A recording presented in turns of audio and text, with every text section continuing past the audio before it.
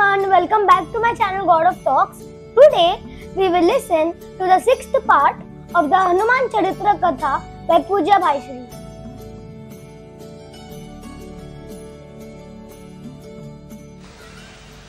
मेधावी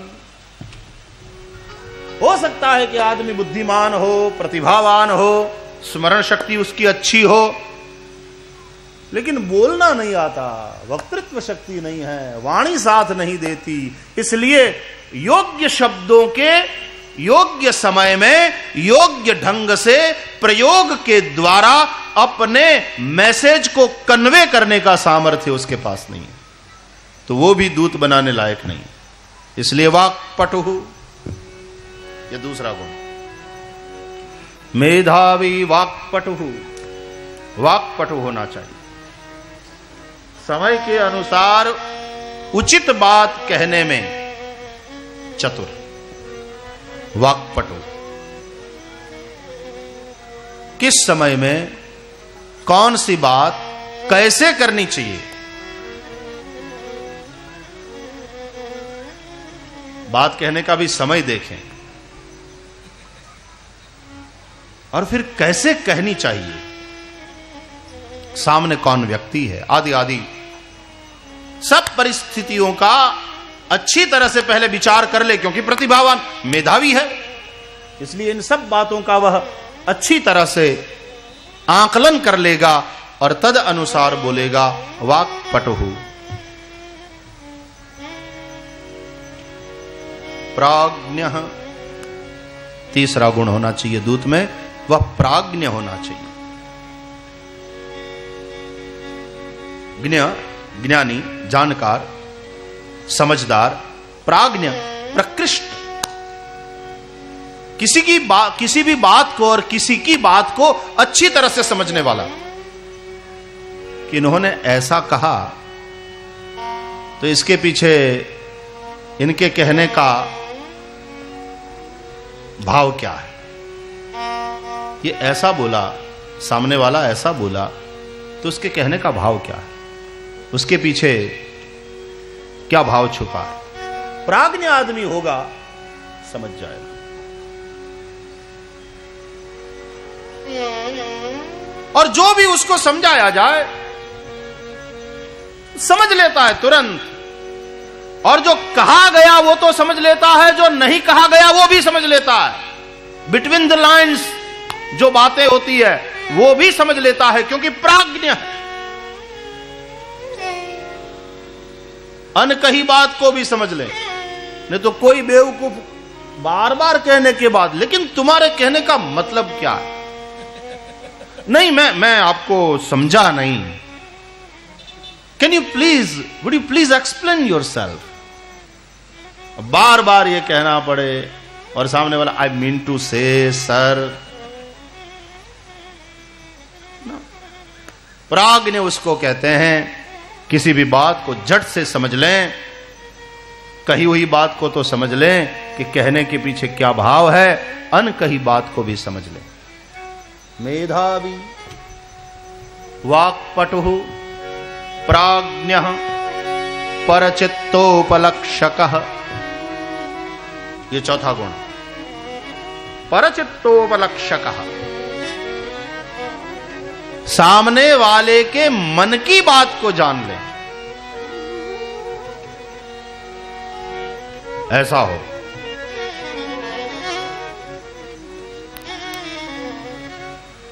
अच्छा, इनके कहने, इनके बोलने के पीछे ये भाव छुपा, इसलिए हमने कहा कि वो अनकही बात को भी समझ ले।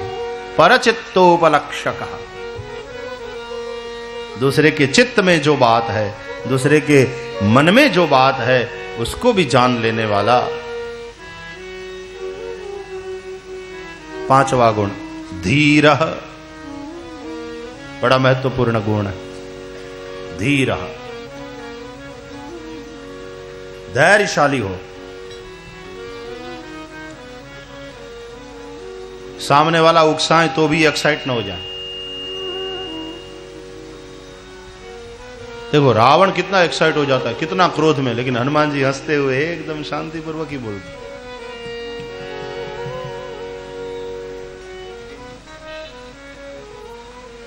सीधे प्रश्न का सीधा जवाब। कौन है तू? बोले रामदूत मैं। फल क्यों का है? बोले खाया वो फल प्रभु लागी भूखा। पेड़ क्यों तोड़े? बोले कपि स्वभावते तोरे वो रूखा। शॉर्ट क्वेश्चन, शॉर्ट आंसर, और तुरंत।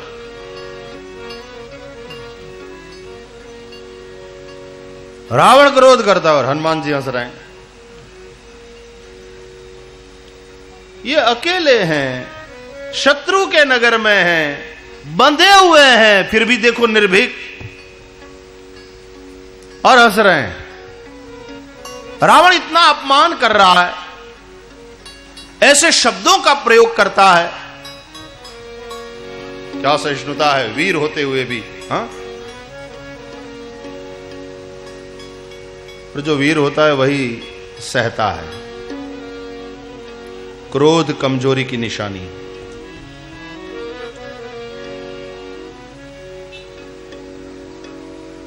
दूसरी बात, क्रोध के मूल में भय है।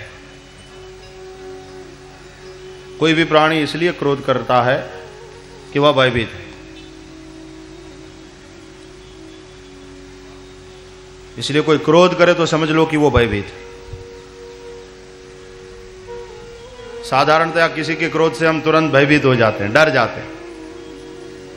लेकिन डरपोक से क्या डरना? वो खुद ही डरा हुआ। क्रोध इसलिए कर रहा है कि वह डरा हुआ। क्रोध के मूल में भय है, और क्रोध कमजोरी की निशानी है। तो हनुमान जी बड़े प्रसन्न हो रहे हैं, हंस रहे हैं। कितना कमजोर आदमी। एकदम धीरता से, एकदम शांत है हनुमान जी, और दूत कार्य कर रहे हैं। मेधावी वाक्पटु प्राज्ञः परचित्तोपलक्षकः धीरः।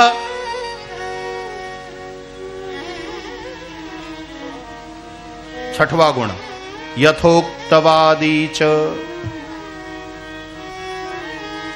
वह यथोक्तवादी हो, जैसा कहा गया है वैसा ही कहने करने वाला और कहने वाला। गुजराती में कहूं तो दौड़ डायो न था ये वो।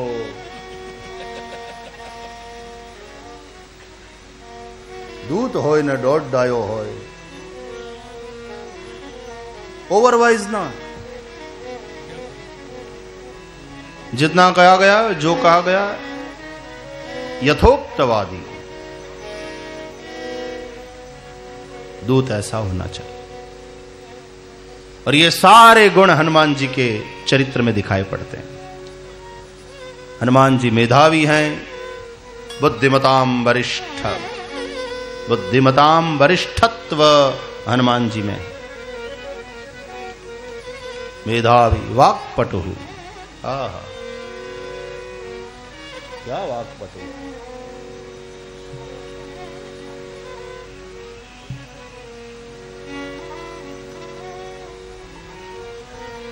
सीता जी के पास जाकर राम जी के प्रेम की कथा सुनाते हैं। राम जी के पास जाकर सीता जी के प्रेम की।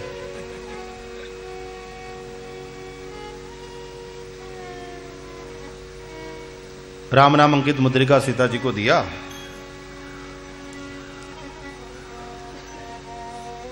जब जाना, सीता जी ने रामदूत है, रामदूत मैं मातु जानकी, सत्य शपथ करुणा निधान की, हाँ यह मुद्रिका मातु में आनी। पूछा सब सीता जी ने, नर बानर का संग कैसे हुआ, कथा सुनाया हनुमान जी ने।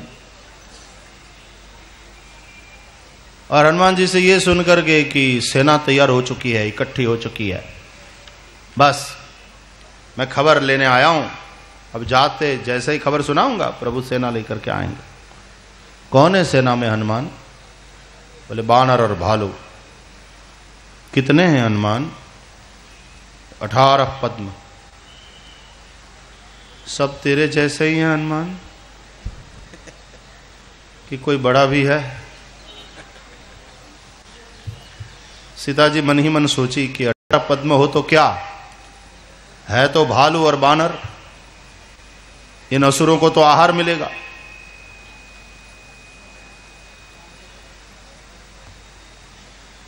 आने तो पूरो भोजननो पुरवठो प्राप्त थशे।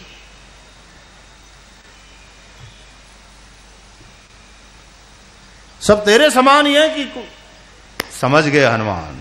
जय श्री राम कह करके जो भूद्राकार हो गए, तो हनुमान जी की बुद्धि को, हनुमान जी के बल को, हनुमान जी की निर्भीकता को मारा, भगाया। सब रक्षकों को, अक्षय कुमार को मारा। और बुद्धि देखो, विनम्रता देखो। मेघनाद आया और ब्रह्मास्त्र का प्रयोग किया, तो विनम्रता से ब्रह्मास्त्र की इज्जत रखते हुए, ब्रह्मास्त्र का आदर करते हुए स्वयं मूर्छित होने का अभिनय किए। नागपाश से बंध भी गए। पूछना नहीं पड़ा रावण का घर कहां है। और वैसे रावण के महल में जाना था, रावण से बात करनी थी, रावण से मिलना था, दूत कार्य करना था, लेकिन रावण की अपॉइंटमेंट भी नहीं लेना पड़ी। इनकी बुद्धिमानी देखो कि वो लोग खुद ही पकड़ करके इनको रावण के पास ले गए, रावण के सामने खड़ा कर। गुड, अपॉइंटमेंट की जरूरत ही नहीं रही। यही तो मैं चाहता था कि मैं तुम तक पहुंचूं किसी तरह और तुमसे बात करूं। ये मन ही मनन हनुमान जी महाराज बोले। जिस काम के लिए आए थे हो गया।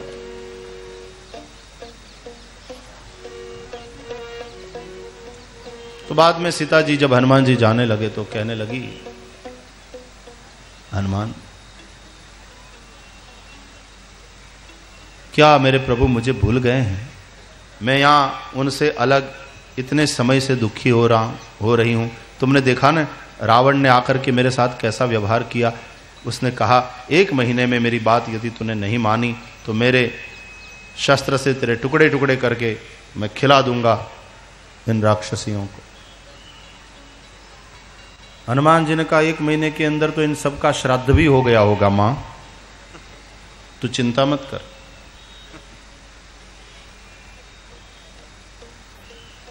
बोले प्रभु मुझे भूल गए हैं? बोले ना मां, तुम पर बहुत प्रेम है। हनुमान जी ने यहां तक कह दिया कि तुम्हारा प्रेम है प्रभु के लिए, लेकिन मैं बात बताऊं मां, बुरा मत मानना, प्रभु का प्रेम तेरे प्रेम से भी दुगुना है।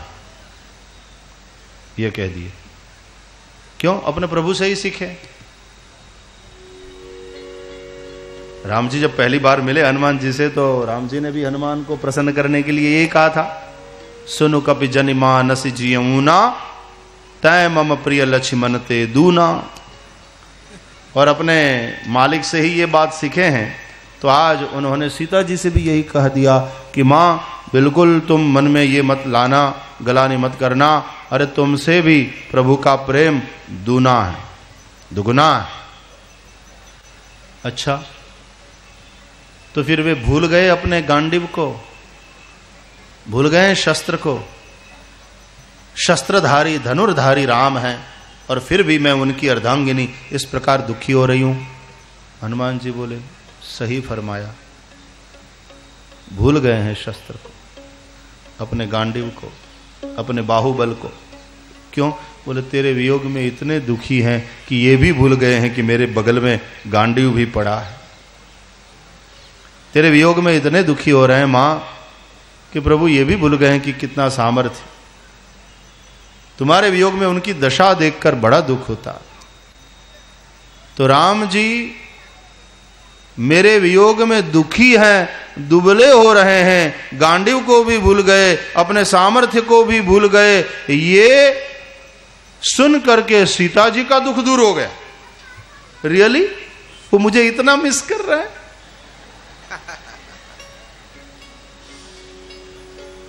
तो सीता जी उल्टी प्रसन्न हो गई।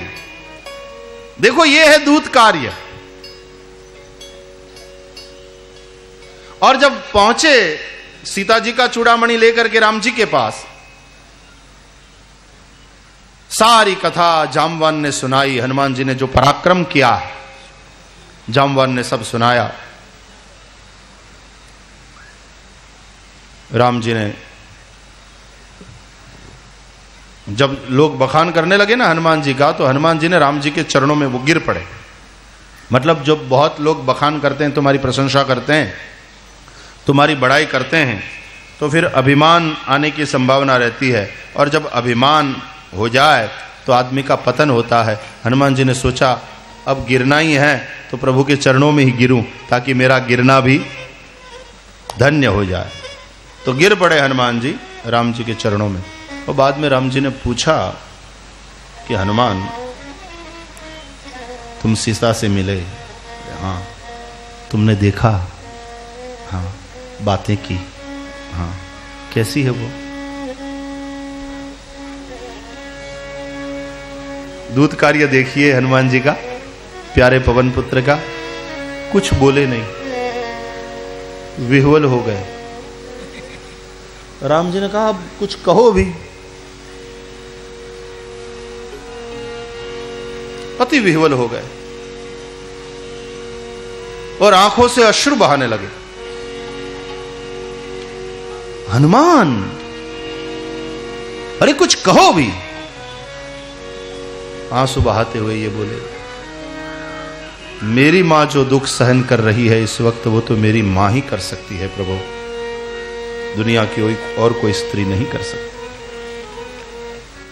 इस प्रकार सीता के वियोग के दुख का वर्णन किया कि राम जी तुरंत चिंतित हो गए कि अभी मैंने यदि एक पल का भी विलंब किया, भारी पड़ सकता है, महंगा पड़ सकता है। उसी क्षण उठ खड़े हुए। सुग्रीव बोले, हां प्रभु, सेना तैयार करके प्रयाण करो।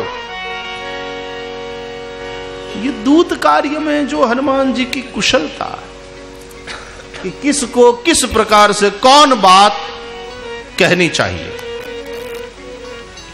मेधावी वाक्पटुः प्राज्ञः परचित्तोपलक्षकः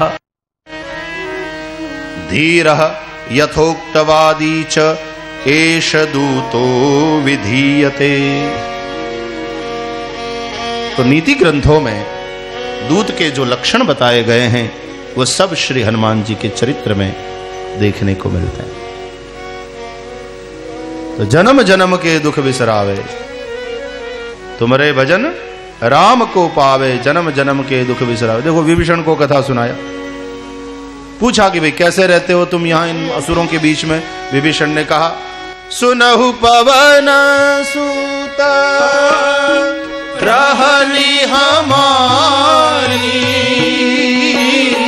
सुनहु पवन सुत रहनी हमारी, जिमि दसननी महू जीभ बिचारी, जिमि दसननी महू जीभ बिचारी, जिमि दसननी महू जीभ बिचारी, जिमि दसननी महू जीभ बिचारी। हे पवन सुत, क्या कहूं मैं अपनी रहनी को। जिस प्रकार दांतों के बीच में जीभ रहती है, बस उस प्रकार में इन असुरों के द्वारा घिरा हुआ इन लोगों बड़े दुखी होकर के वो कहने लगे। अब जो जन्म जन्म के दुख बिसरावे, हनुमान जी देखिए क्या करते हैं। परिस्थिति नहीं बदली, मनस्थिति को बदल दिया। अच्छा Vibhishan, then you are in very good position. मतलब बोले ये तो बड़ी अच्छी स्थिति है तुम्हारी। मतलब ये हुआ कि ये सब असुर दांत के समान है और तुम जिह्वा के समान। कहा exactly, then you are in very good position, you don't have to worry. How?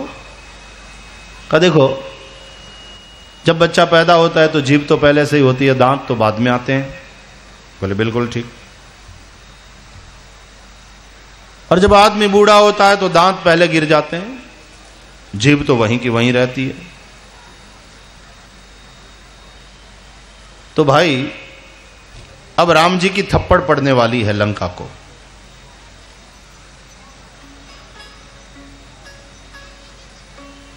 दांतों की सलामती, दांतों की सुरक्षा जीभ के चलते है। चाहे लाख तुम्हें धमकाएं असुर, तुम्हें डरने की कोई आवश्यकता नहीं, क्योंकि जब दांत बहुत धमकाते हैं जीभ को, काट देंगे, चबा डालेंगे, समझती क्या है हम 32 है तगड़े मजबूत और तू अकेली अबला।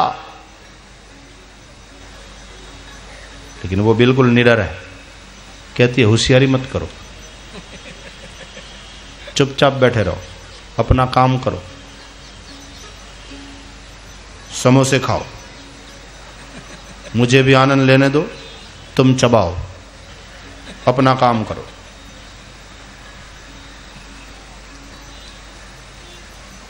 मेरी कृपा है, मेरी मेहरबानी है कि अंदर टिके हो। वो कहते तू क्या कर लेगी अकेली अबला। कहती है मैं और कुछ नहीं करूंगी, किसी पहलवान को देखकर गाली सुनाऊंगी, और गाली सुनते ही वो गुस्से में आकर एक थप्पड़ मारेगा, 3200 बाहर निकल जाओगे। मैं तो जहां हूं वहीं रहूंगी, तो मेरे कारण सुरक्षित हो, अंदर टिके हुए हो, चुपचाप चबाओ, समोसे खाओ, चैन से रहो, रहने दो, ज्यादा खिटपिट नहीं।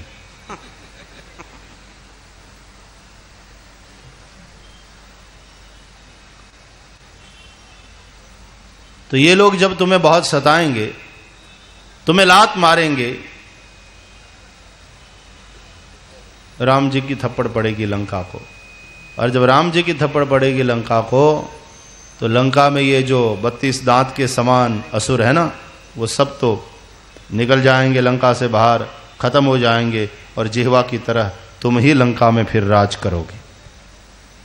तुम यहीं हो और यहीं रहने वाले हो, बाकी सब असुर खत्म होने वाले हैं। तो हनुमान जी ने इस तरह से समझाया कि वो दुख ही मिट गया विभीषण का। तो रियली इट मेक्स सेंस यार, बात बुद्धि में उतर गई। और विभीषण जो पहले इतना दुखी हो रहा था, उसका दुख ही समाप्त हो गया। इसलिए तुम्हारे भजन राम को पावे, जन्म जन्म के दुख बिसरावे। ये सारा खेल तुम्हारे मन का है, सारा खेल मन का। मन जिसमें अनुकूलता देखता है वह सुख, मन जिसमें प्रतिकूलता देख रहा है वह दुख। पर हनुमान जी ऐसे सद्गुरु हैं जो तुम्हारे मन को गढ़ते हैं, तुम्हारे मन की एक भूमिका बना देते हैं। जो परिस्थिति पहले दुखप्रद लग रही थी तुम्हें, वही अब दुख नहीं दे रही, बल्कि आनंद दे रही है। इसलिए जन्म जन्म के दुख मिटावे वाली बात नहीं, बिसरावे। तुम्हारे मन के कारण ही दुख था, मन में ही उसका स्मरण था, मन के कारण ही सुख है। मन के कारण, मन एव मनुष्याणाम कारणम बंध मोक्षयोः। तुम्हारे मन को ऐसा बना दिया, जन्म जन्म के दुख बिसरावे, तुम्हारे भजन राम को पावे। सच विभीषण को मिल गए श्री राम। तो ऐसे वक्ता है हनुमान जी, जिन जिन ने श्री हनुमान जी से कथा का श्रवण किया, उन सबको राम मिले, राम दर्शन हुआ।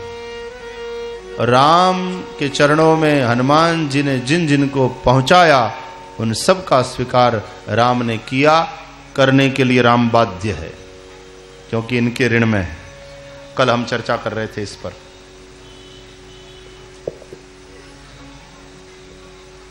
तो विभीषण ने राम कथा श्रवण किया हनुमान जी से, तो विभीषण को राम मिले, राम की शरण में वो चले गए। फिर दूसरी कथा हुई अशोक वाटिका में। वक्ता है हनुमान, सीता जी नीचे बैठी और वो तरु के ऊपर। वक्ता का आसन ऊंचा होता है, कथा सुनाते समय ऊपर बैठे। रामचंद्र गुण बरने लगा। बड़ी दुखी हो रही थी राम जी के वियोग में। अभी अभी रावण गया है धमकी दे करके, धमकाया, भय दिखाया, बड़ी दुखी हो रही है। चंद्रहास हरु मम परितापम। अशोक वृक्ष के पत्तों से कह रही है, तुम मेरे लिए अग्नि क्यों नहीं बरसाते। आसमान के सितारों से कह रही है, मेरे लिए कोई एक तो गिरो। अब इस शरीर को मैं रखना नहीं चाहती।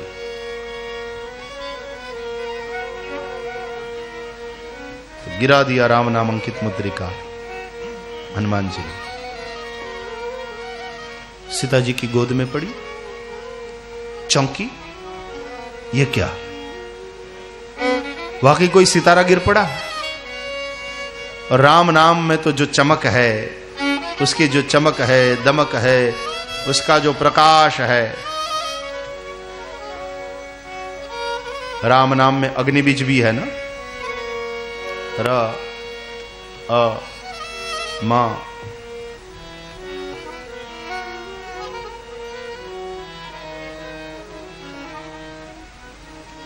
देखा मुद्रिका को, पहचाना, अरे ये तो प्रभु की मुद्रिका। और यहां कैसे? श्री राम तो अजेय हैं, कोई जीत नहीं सकता उन्हें, और माया से ऐसी दूसरी मुद्रिका बनाई नहीं जा सकती। तो यह मुद्रिका यहां कैसे आई? तब रामचंद्र गुण बरने लगा।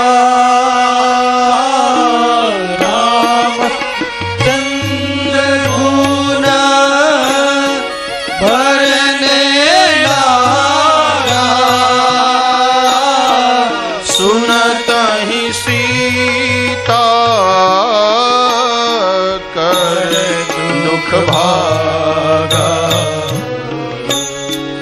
सुनत सीता कर दुख भागा। कर दुख भागा। कर दुख भागा। कर दुख भागा।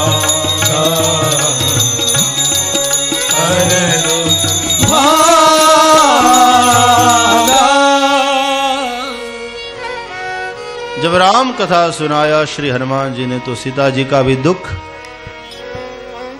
भागा। और सीता जी को पुनः श्री हनुमान जी की कथा सुनने से राम दर्शन हो गए। कहने का तात्पर्य है, जो जो इनसे राम कथा सुनते हैं उनका दुख दूर हो जाता है और उन्हें राम मिल जाते हैं। तो तुम्हारे भजन राम को पावे और जन्म जन्म के दुख बिसरावे। ये बात हम राम कथा के माध्यम से चरितार्थ होते हुए देखते हैं। आप हनुमान चालीसा की एक एक पंक्ति को राम कथा के माध्यम से चरितार्थ होते हुए देखो। ये हनुमान जी के चरित्र को उजागर करने वाली, हनुमान जी के चरित्र का परिचय कराने वाली, हनुमान जी के चरित्र की महिमा को प्रकट करने वाली पंक्तियां हैं। और हनुमान जी के चरित्र में, राम कथा में ये पंक्तियां चरितार्थ होती हुई दिखाई पड़ती। तो वो हनुमान जी जो उत्तम श्रोता है, जो उत्तम वक्ता है, वे प्रबल वैराग्य है। लक्ष्मण जी भी वैराग्य है, लेकिन वो गृहस्थों का वैराग्य है। वह काम की शक्ति से मूर्छित हो जाता है, मरता भले ही नहीं है क्योंकि आखिर राम की सेवा में, लेकिन गृहस्थ का वैराग्य है। इसलिए मेघनाद रूपी काम की शक्ति से वह मूर्छित हो जाता है। और हनुमान जी प्रबल वैराग्य है। मेघनाद भी भागता है इस प्रबल वैराग्य को आते देखकर। लक्ष्मण जी को उठाना, लंका में ले जाना विचार ही छोड़ दिया मेघनाद, और मेघनाद के योद्धा भाग गए। और हनुमान जी महाराज लक्ष्मण जी को उठाकर प्रभु के पास ले आए। भाई जब तक ये कथा चालू है तब तक आप टेस्ट भी मत करो, जो लोग भी वहां हो, ऑफिस में, दफ्तर में, जहां कहीं भी हो, बीच में किसी प्रकार का डिस्टरबेंस नहीं चाहिए।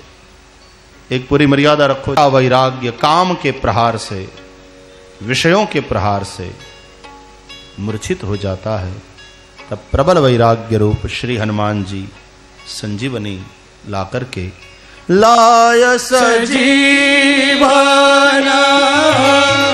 लखन जियाए, लाय सजीवन लखन जियाए, श्री रघुवीर हर्षि उर लाए, श्री रघुवीर हर्षि उर लाए। इस हनुमत कर्म से राम प्रसन्न होते हैं। और हनुमत कर्म का मतलब है विषयों के, वासनाओं के बाण से मूर्छित जन जन के वैराग्य को जगाना, राम कथा की संजीवनी पिला करके उन्हें जगाना। और जब वह वैराग्य जाग जाता है तो आदमी इस जन्म मृत्यु रूप संसार में डूब नहीं जाता, बल्कि जल कमलवत वह संसार में रहता है, प्रसन्नता पूर्वक राम को भजता हुआ। और उस हनुमत कर्म से राम इतने प्रसन्न हो जाते हैं कि श्री रघुवीर हर्षि उर लाए। कोई भी वक्ता जो इस प्रकार से हनुमत कर्म करता है, राम प्रसन्न होकर उन्हें अपने हृदय से लगाते हैं। आइए उस हनुमान जी के चरणों में प्रणाम करते हुए और श्री हनुमान जी की वांगमयी पूजा करेंगे। ले चलें इस सत्र को विराम किया। बोलिए श्री रामचंद्र भगवान की जय, श्री हनुमान जी महाराज की जय, सदगुरु देव की जय। ओम नमः पार्वती पतये हर हर महादेव। श्री हनुमान जयंती के पावन पर्व पर आयोजित इस हनुमान चालीसा अनुष्ठान यज्ञ और सायंकालीन हनुमत चरित्र सत्संग सभा के अवसर पर आज चतुर्थ दिन की संध्या में पवनपुत्र शंकर सुवन केसरी नंदन श्री हनुमान जी के चरित्र का और चित्र का दर्शन करें। चित्र विचित्र है, चरित्र अद्भुत है।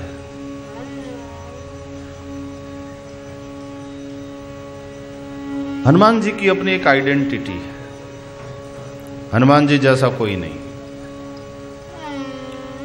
और इतना प्रभाव है कि हनुमान जी के जो स्वामी हैं सुग्रीव, तो सुग्रीव हनुमान जैसा दिखते हैं ऐसा कहेंगे, वाली हनुमान जैसा दिखते हैं। हनुमान जी का चरित्र बड़ा अद्भुत है। लोक हृदय में श्री हनुमान जी का स्थान है। सीता राम लक्ष्मण भरत, शत्रुघ्न और दशरथ जी के समग्र परिवार के प्रत्येक जन के हृदय में हनुमान जी अपना एक स्थान तो रखते ही हैं। सबके लाडले हैं, सबके दुलारे हैं। सुग्रीव का अपना विश्वास है हनुमान जी में। मां अंजनी के दुलारे हैं, स्वाभाविक है मां का प्रेम। केसरी नंदन होने के नाते वृक्षराज केसरी अपने इस पुत्र के लिए बड़ा गौरवान्वित अपने आप को महसूस करते हैं और वातात्मज है, इसलिए वायुदेव की भी इन पर अति कृपा है। हनुमान जी उड़ते हैं, इसका मतलब बाप की गोद में बैठते हैं। वायु उसको धारण कर लेती, तो वायुदेव उसको धारण कर लेते हैं। जैसे बेटा छलांग लगा के कूद के बाप की गोद में बैठ जाता है, बस उसी प्रकार हनुमान जी जब जब छलांग लगाते हैं तो वो अपने पिता जो है वायुदेव, जिनकी कृपा से पुत्रहीन अंजना को पुत्र प्राप्ति हुई, केसरी की पत्नी अंजना को जिस वायु देवता की कृपा से पुत्र की प्राप्ति हुई है, और इस पुत्र के रूप में साक्षात शंकर जी आए हैं।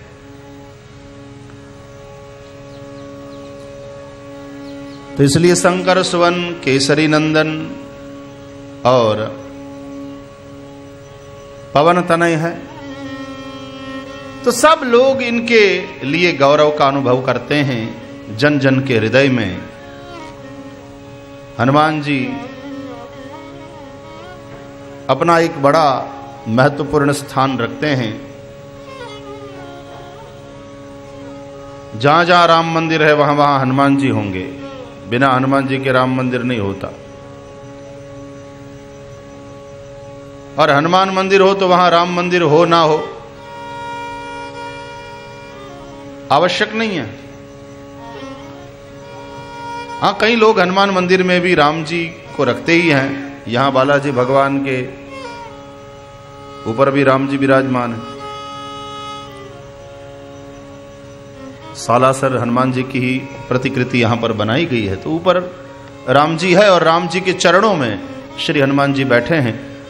और यदि कहीं न भी हो राम मंदिर, तब भी जहां हनुमान है वहां राम है ही है।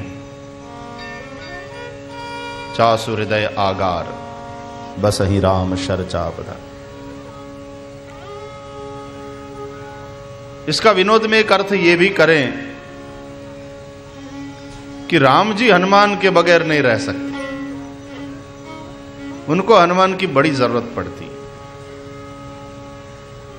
सीधी बात है ना, सेवक तो बिना स्वामी के भी, हाँ, दुखी होएगा, अपने स्वामी की याद आएगी, अपने स्वामी के सानिध्य को वो मिस करेगा। ये सब बातें होते हुए भी बिना स्वामी के सेवक अपना काम कर लेता है, लेकिन बिना इस सेवक के स्वामी अपना काम करने में बहुत कठिनाई का अनुभव करते हैं।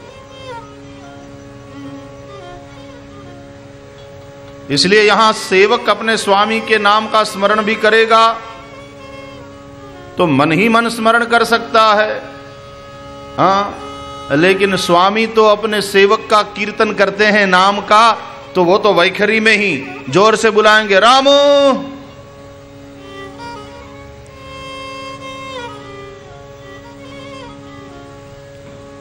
तो बार बार हनुमान जी मालिक, हाँ प्रभु।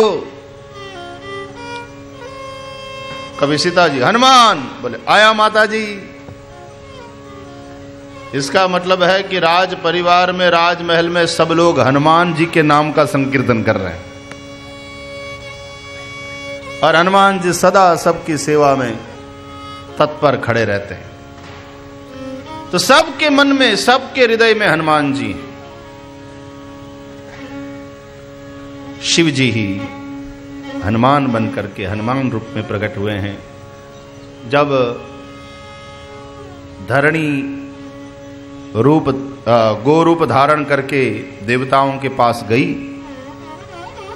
कि पाप का भार मुझसे सहन नहीं होता, तो ब्रह्मादि देवता गो रूप धारिणी पृथ्वी को अपने साथ लेकर के भगवान की स्तुति करते हैं। भागवत में तो वो क्षीर सिंधु जाते हैं, लेकिन रामचरितमानस में तो शंकर जी ने एक निवेदन किया। जब चर्चा चली कि भगवान की शरण में जाएं, भगवान ही हमारी सहायता करेंगे, लेकिन भगवान कहाँ रहते हैं? किसी ने कहा गोलोक धाम में, किसी ने कहा साकेत में, किसी ने कहा ब्रह्मलोक में। शंकर जी कहते हैं, देवी पार्वती, मैं भी उस समाज में वहां पर उपस्थित था। मुझसे पूछा गया तो मैंने कहा कि भगवान कहां नहीं रहते ये बताओ। हरि व्यापक सर्वत्र समाना, प्रेमते प्रगट होय मैं जाना। अग जगमय सब रहित विरागी, प्रेमते प्रभु प्रगट जिमि आगी। भगवान तो व्यापक है, सर्वत्र है, सर्वदा है। जिस प्रकार काष्ठ में अग्नि अप्रगट रूप से रहती है, उसी तरह भगवान तो हर कण में, हर क्षण में विद्यमान है। तो जहां हो वहीं पर प्रेम पूर्वक भगवान को पुकारो। तो ब्रह्मा जी ज्ञानी हैं, वृद्ध हैं, समझदार हैं, मजे हुए हैं, तुरंत इस बात को समझा और स्वीकार किया कि शंकर जी ठीक कह रहे हैं। तो ब्रह्मा जी की अगवानी में सब लोगों ने भगवान के स्तवन का अनुष्ठान किया। किसी एक को तो हम आगे करते हैं ना, उनकी अध्यक्षता में पूरे समारोह का आयोजन जब किया जाता है तो उनका मार्गदर्शन, उनका आशीर्वाद हमें मिलता। तो यहां पर भी ब्रह्मा जी को आगे किया कि भगवान के प्रागट्य का ये जो अनुष्ठान है वो ब्रह्मा जी की अध्यक्षता में संपन्न हो। इसलिए ब्रह्मा जी आगे आगे और ब्रह्मा जी की अध्यक्षता में सब देवता जब भगवान का स्तवन करने लगे। रामचरितमानस में वह कथा है कि ब्रह्मा जी स्तवन करने के लिए जब तैयार हुए तो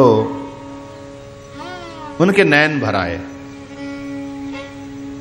आंख में आंसू आ गए। ये बिल्कुल सही भाषा है। अश्रु की भाषा में भाव ही सही भाषा है जिसमें प्रार्थना की जाए। लोग पूछते हैं कौन भाषा में प्रार्थना करने से भगवान सुनते हैं? क्या संस्कृत में ही करना चाहिए?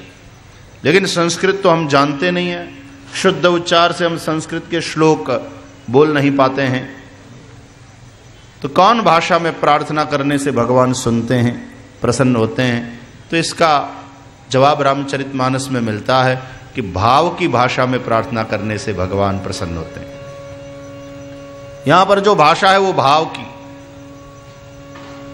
ब्रह्मा जी के नैन भीग गए और फिर ब्रह्मा जी की अध्यक्षता में सब देवता भगवान की स्तुति करते हैं और भगवान प्रसन्न होते हैं। आकाशवाणी के द्वारा वे कहते हैं कि भाई मैं अपने अंश समेत रघुवंश में प्रकट होऊंगा, पृथ्वी के भार को हरूंगा, साधुओं का परित्राण करूंगा और धर्म का संस्थापन।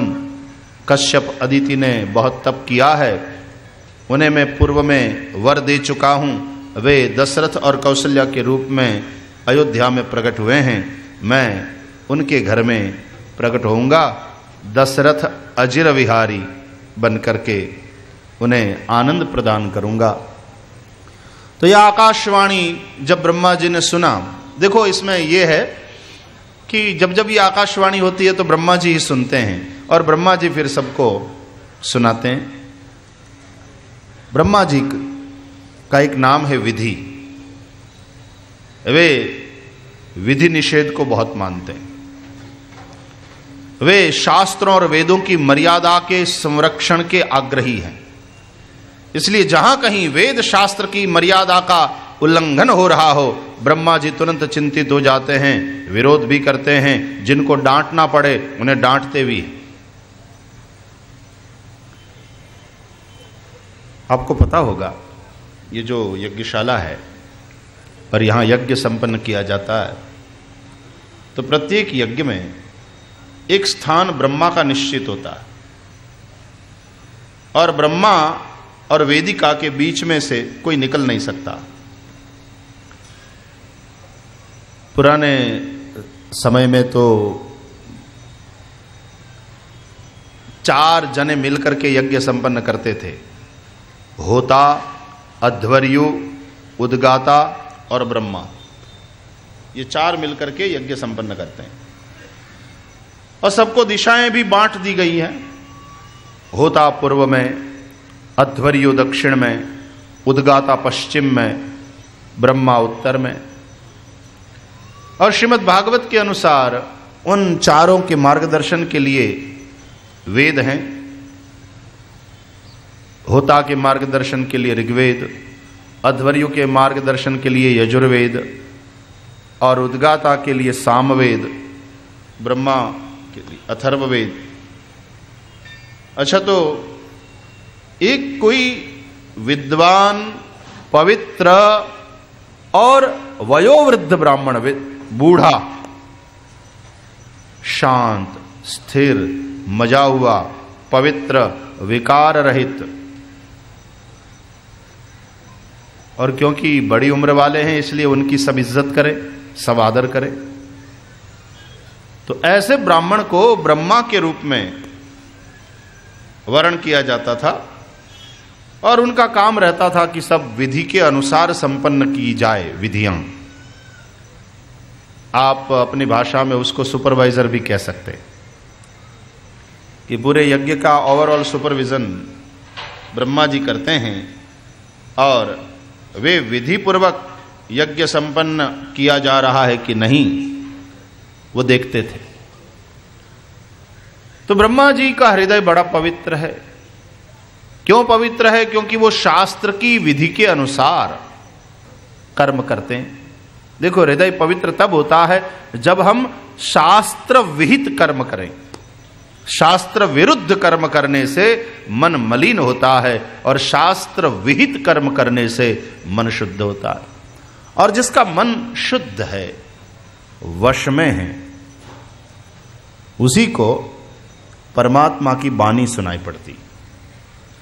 तो ये जो आकाशवाणी होती है जिसमें भगवान कुछ कहते हैं, ये ब्रह्मा जी ही सुनते हैं और फिर ब्रह्मा जी सब देवताओं को सुनाते हैं।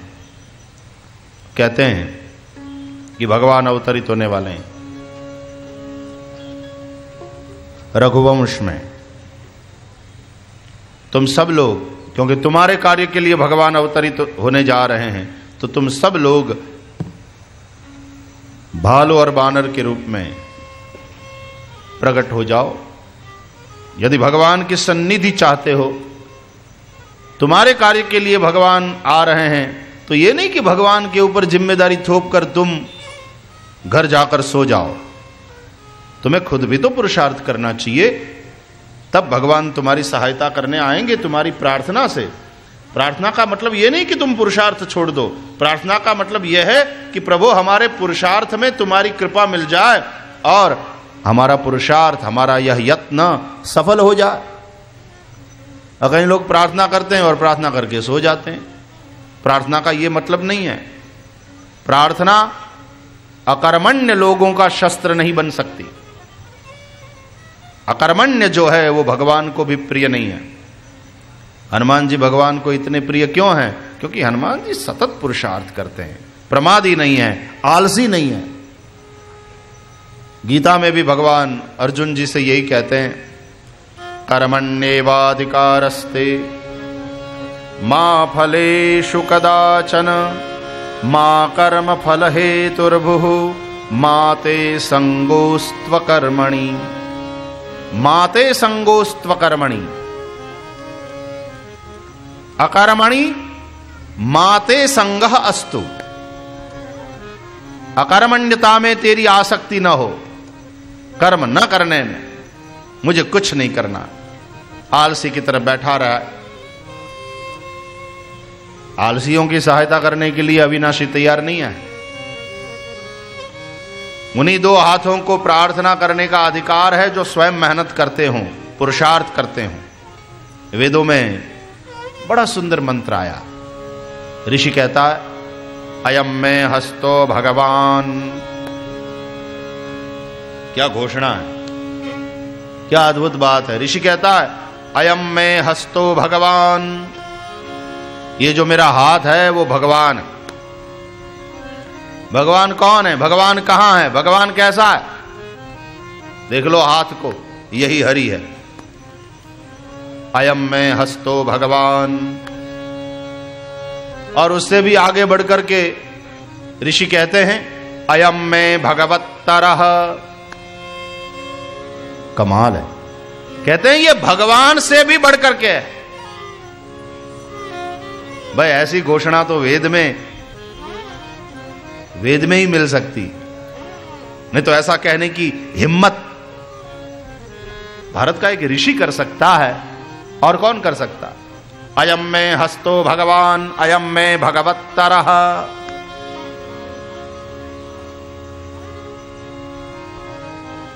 ये मेरा हाथ ही भगवान है। फिर कहते हैं ये भगवान से भी बढ़कर के। तो पुरुषार्थ के प्रति कितना जोर दिया गया है कि आलसी न बनो, प्रमादी न बनो। हनुमान जी प्रमादी नहीं है। हनुमान जी बहुत आराम प्रिय नहीं है। आराम भी उतना करते हैं जितना आवश्यक है राम कार्य के लिए। 6 घंटा सोना इसलिए जरूरी है कि 18 घंटा जागना है। हनुमान जी को कहां विश्राम। जा रहे थे राम काज के लिए। जल निधि रघुपति दूत बिचारी, जल निधि रघुपति दूत बिचारी, जल निधि रघुपति दूत बिचारी, रघुपति दूत बिचारी। तै मैनाक होहि श्रम हारी, तै मैनाक होई श्रम हारी। जलनिधि समुद्र ने सोचा राम का यह दूत राम के कार्य के लिए जा रहा है, उसकी कुछ सेवा हो जाए। मैनाक पर्वत, संक्षेपक में कथा ऐसी मिलती है कि पुराने जमाने में पर्वत सब उड़ते थे, उड़ने की शक्ति थी। यहां से उड़ करके वहां, पंख वाले पर्वत उड़ते थे। मैं इसका अर्थ करता हूं बहुत ज्यादा भूकंप होते थे, तो जहां पर्वत रहते थे वहां धरती सीधी हो जाती थी, और जहां खेत है वहां कभी कभी पर्वत। अबे आज का हिमालय देखिए, किसी जमाने में वहां समंदर था। और भारतीय प्लेट ऊपर की ओर गति कर रही है, ये तो आज भी चल रही है ना प्रक्रिया, उसी के चलते भूकंप होते। और धीरे धीरे धीरे जहां समंदर था वो पर्वत बन गया, भारतीय प्लेट के उत्तर की ओर गति करने से। तो पर्वत उड़ते थे, उड़ करके कहीं भी गिरते थे और बहुत लोग मरते थे। इसलिए फिर इंद्र ने अपने वज्र से सभी पर्वतों के पंखों को काट दिया ताकि ये उड़े नहीं। उस वक्त मैनाक समुद्र में घुस गया तो बच गया। तो वो कभी बाहर निकलता है, कभी अंदर चला जाता है, मैनाक समुद्र के अंदर।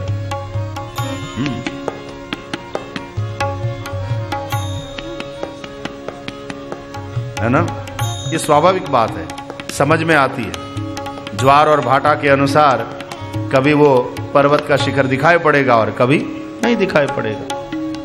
तो मैनाक ने अपना शिखर निकाला बाहर, अब वह स्वर्ण शिखर है। तय मैनाक हो श्रमहारी, जल निधि रघुपति दूत बिचारी। चलो सेवा करें इनकी। तो स्वर्ण शिखर वाला मैनाक अपना सिर उठाए बाहर आया कि पवन तनय थोड़ा विश्राम कर लीजिए। देखिए स्वर्ण शिखर है, संपत्ति।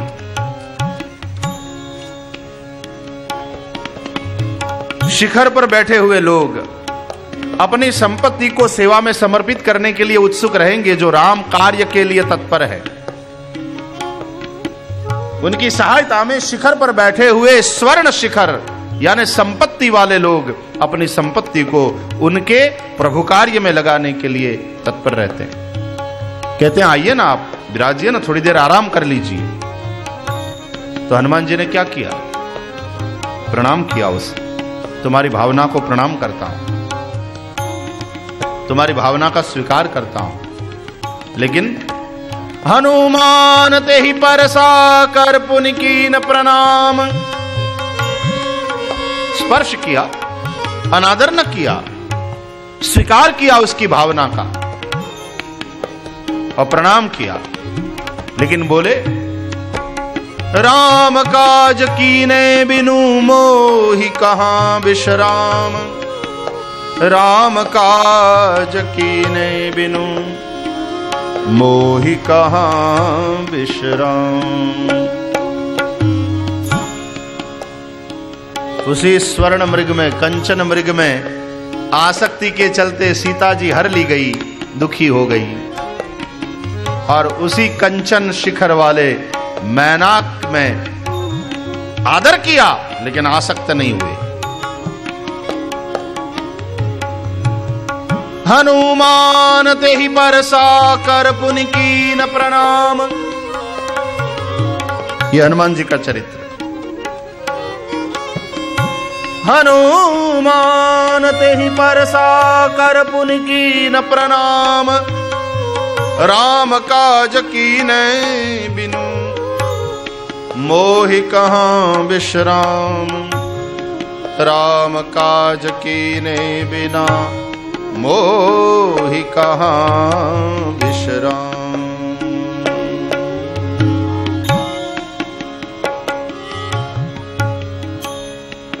हनुमान हनुमान हनुमान ते ही परसा कर पुनि कीन प्रणाम।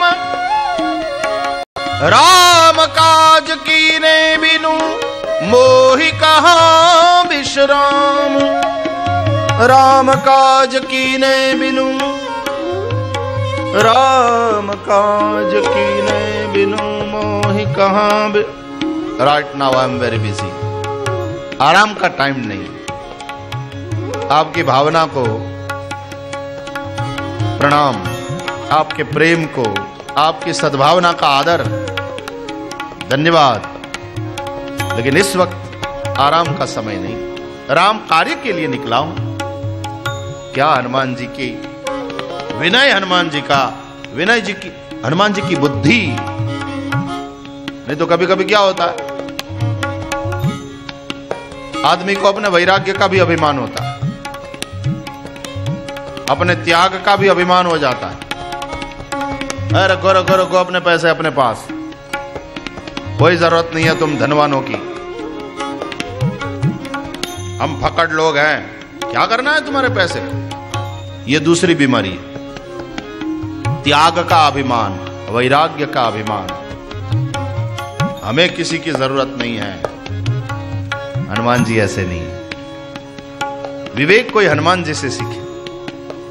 हनुमान ते ही परसा कर पुनि कीन, और प्रणाम करते हैं। राम का कार्य वही कर सकता है जो ऐसा विवेकी तो हो, विनयी भी हो।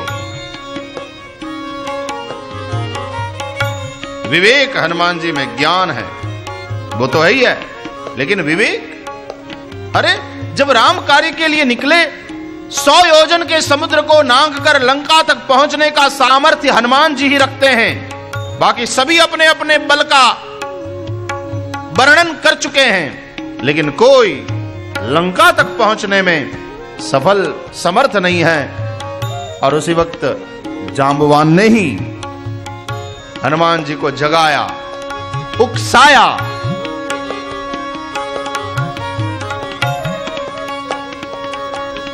चुप साधि रहे वो हनुमान, पवन तनय बल पवन समाना।